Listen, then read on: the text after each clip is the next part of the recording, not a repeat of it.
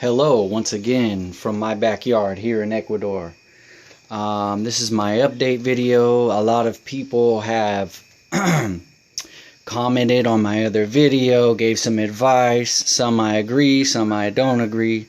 I never thought in a million years I would get that much feedback off the video. I didn't record it and post it with that in mind, but that's what happened. And I want to thank everybody for subscribing. Thank everybody for taking the time to watch it. That was 4 months ago that I made that video. And I want to give a little update on this worm bin behind me. This bin has been great. My worms have multiplied quite a bit since this last video that we made. But I want to address some things, some comments that I saw made in the comment section. Because I read your comments and I take the advice and I try different things. I'm by no means an expert, but I've done a lot of research and I know what works and I know what doesn't work, and I'm finding out more about what works and more about what doesn't work. And I want to thank each and every one of you for helping me to get there and figure out exactly what works and what doesn't work. Okay, so this first comment is by Thomas G10 Mountain. G10 Mountain. He put, imagine trying to feed a birthday party brown rice only. And he was talking about in respects to only giving the worms browns.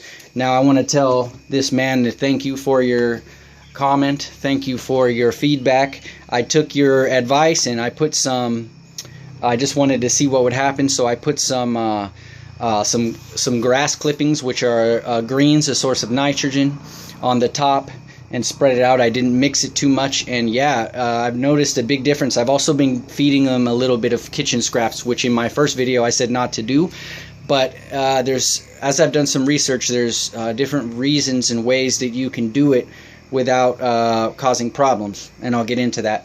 So yeah, I want to thank Thomas G10 Mountain, I think that's how you say it, for that advice. I took it and my worms are quite a bit bigger. They were smaller before, but I see they have grown exponentially. Their size is quite a bit bigger. Next one goes to a comment by Ian Loeys.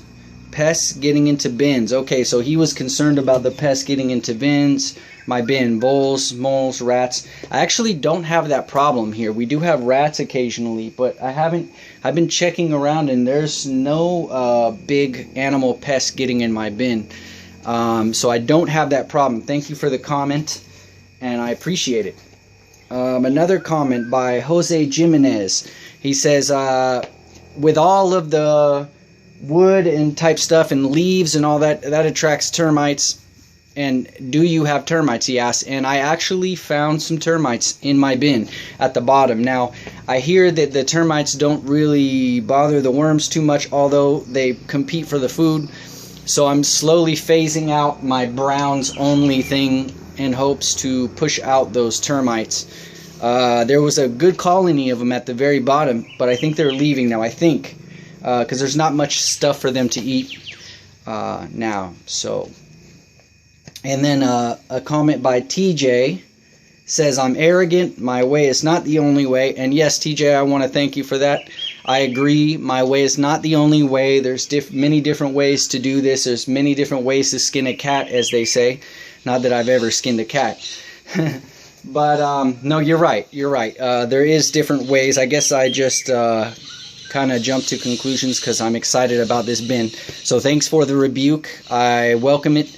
And yes, there is a lot more ways to do this, and there's many different ways to reach different results depending on the nutrition that you're feeding these worms, etc.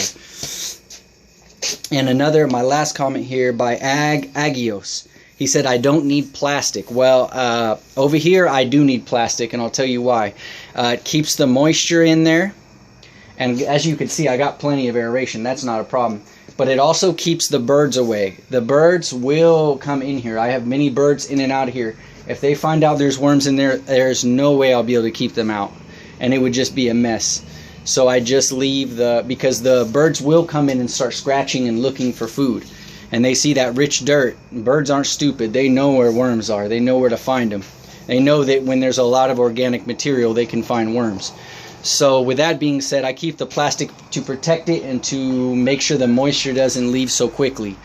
It pretty much waters itself. I don't have to do too much of that.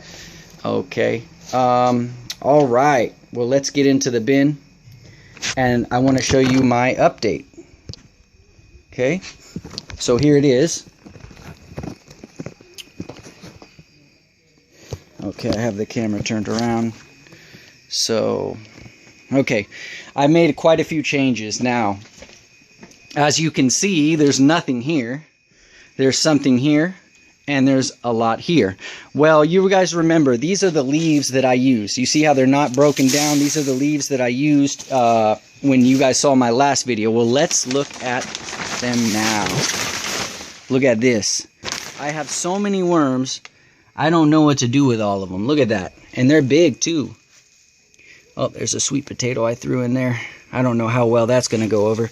But you see, look, remember they were all like this just 4 months ago. But look, I mean, it's just so many worms in here. It's ridiculous. They've multiplied, you see? They're everywhere, and they're good. Look at that good friable material that I have. Look at this, and there's the greens that I threw in there. You see? And it just broke. Look at this, suckers, just broke it down. And yeah, I mean, so basically what I did is I consolidated the bin. I took all of the green, or excuse me, all of the material that was in here when you guys last saw. They ate it down so much that there was just, they broke down so much that it just became a thin layer of compost. So I decided to go ahead and just consolidate it all in one over here. So, man, you see, I mean, look at all these worms that I have. I mean, there's so many of them here. Look at that. Look at all those worms.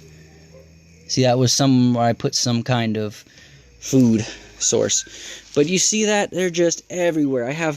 I only started about 1.5 years ago with only about maybe a pound of worms. And now you see, this is worm farming at its best.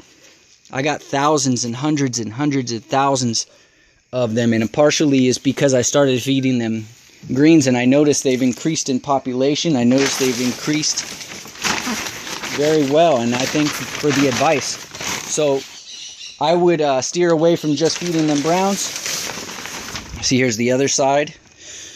Look at that. Good stuff. Look at all that. Nice worms, and it's moist. Good, moist, friable material. This bin has been a real blessing for me. And I just have so many worms. I'm actually going to start selling them soon. And there's a guy in line who makes $100,000 a year doing this, selling worms and worm castings. So, all right. So let me show you my other project over here. Now, this is where I feed them food. So basically, I've decided to have a side. See, look at all those worms. And they're big too. Have a side where I feed them only kitchen scraps. That way, it's just an experiment. And that way, I'm doing different things. And I'm about to tell you what this other side is going to be for. But you see all this good material here? Nice, friable, good stuff. And it's just beautiful. This bin has really paid off for me. And so we see, I just implanted these maybe a couple weeks ago.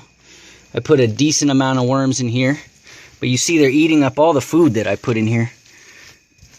The trick to it is, for all my viewers, I've found, do not overfeed your worms. That's how you get a lot of pests. I found out. Do not overfeed your worms. Do not. Feed them 3 days, 3 days worth of food. Basically, give them an amount of food they can break down in 3 days, whatever that may be, depending on how many worms you have. I have a gazillion million, but I'm basically starting this little bin here. This is a new bin. This is the old one. Now, I see the worms. The worms out here. Put them back in. Okay. Sorry about the camera angles here.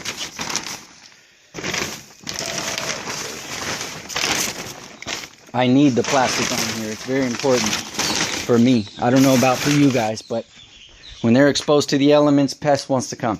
So remember, if you're going to do this way, only 3 days worth of food. And another thing that I found that works really well is to bury the food. Don't just put it on the top, because you don't want those flies coming in and laying eggs. Another thing, when you're feeding them kitchen scraps, either freeze the food or give it to them the same day, because I don't care how tight you have that bag. Flies somehow get in there, lay eggs, and then you have maggots.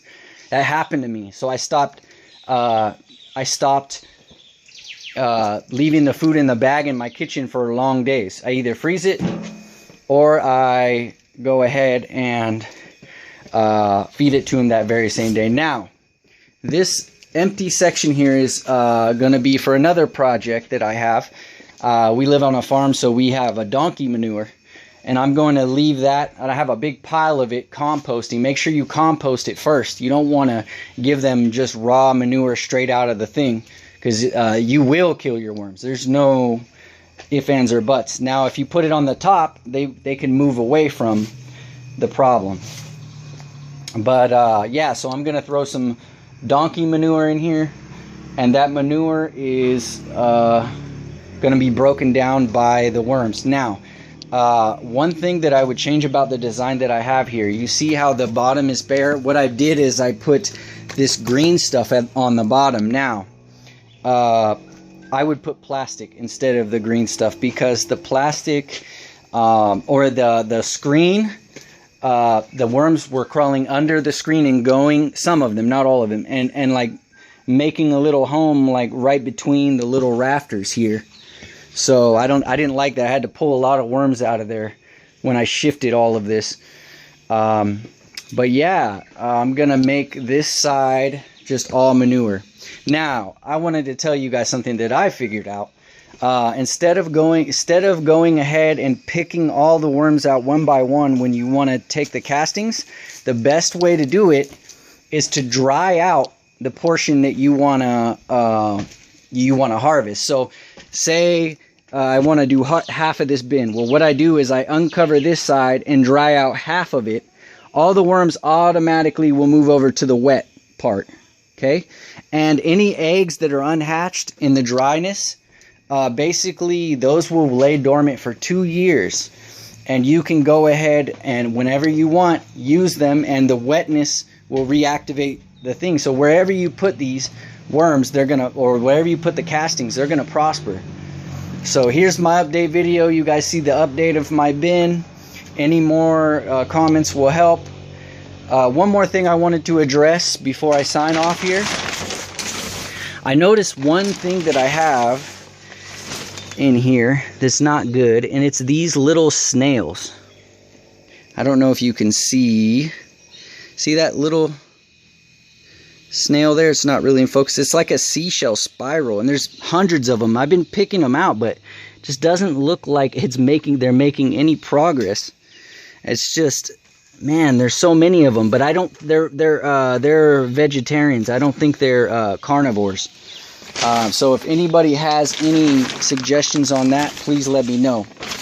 All right, guys, just like before, Miss California, and hopefully I'll be back one day. The California sun. Love all you guys, all your viewers, all my family, all my friends that watch this. Thank you, guys. Peace.